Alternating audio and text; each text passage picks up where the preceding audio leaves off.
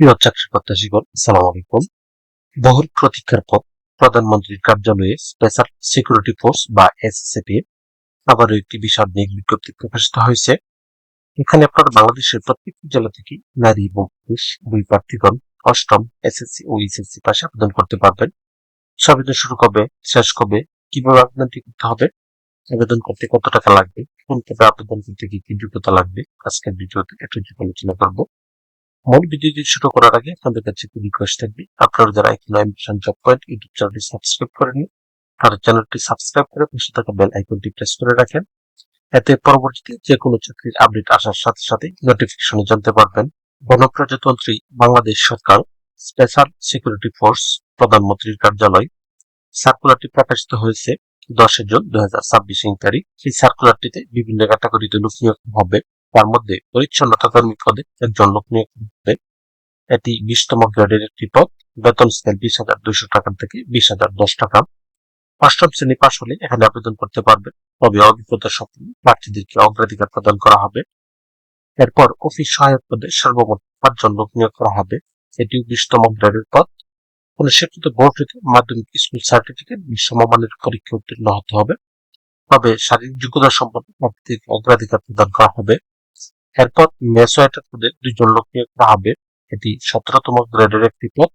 বেতন স্কেল 9,000 থেকে 21,800 টাকা।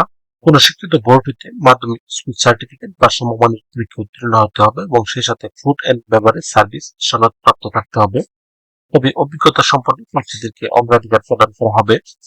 এরপর বাবুর্চি পদে একজন লোক নিয়োগ করা হবে।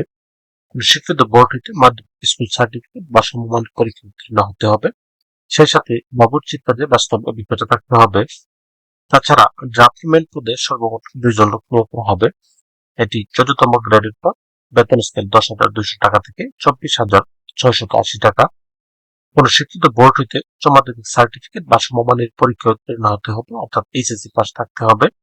সেই সাথে সরকার কর্তৃক কোন অনুমোদিত প্রতিষ্ঠান হতে ড্রাফটম্যানশিপ কোর্সে উত্তীর্ণ হতে হবে। এরপর সার্টিফিকেট কাম কম্পিউটার অপারেটর এই পদে একজন লোক নিয়োগ হবে। এটি 13তম গ্রেডের পদ। স্বীকৃত বিশ্ববিদ্যালয় হতে ন্যূনতম দ্বিতীয় শ্রেণী বা সমমানের সিজিপিএতে স্নাতক বা সমমানের ডিগ্রি থাকতে হবে, সেই সাথে কম্পিউটার ব্যবহারের দক্ষতা এবং অভিজ্ঞতা থাকতে হবে। স্বাক্ষরলিপিতে প্রতি মিনিটে বাংলায় 50 এবং ইংরেজিতে 80 শব্দের প্রতি থাকতে হবে এবং সেই সাথে কম্পিউটার মুদ্রণ করে বাংলায় প্রতি মিনিটে 25 এবং ইংরেজিতে প্রতি মিনিটে 30 শব্দের গতি থাকতে হবে।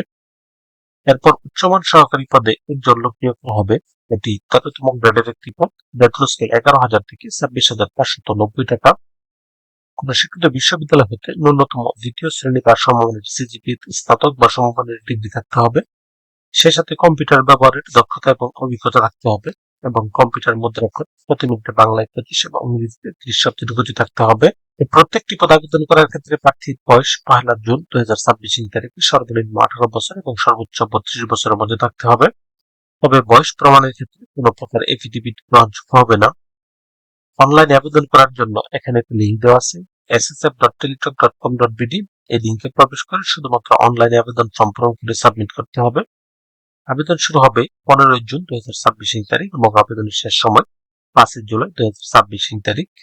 এই প্রত্যেকটি পদে আবেদন করার ক্ষেত্রে প্রার্থীর ছবির সাইজ 300x300 পিক্সেল এবং স্বাক্ষরের সাইজ 300x80 পিক্সেলের মধ্যে থাকতে হবে।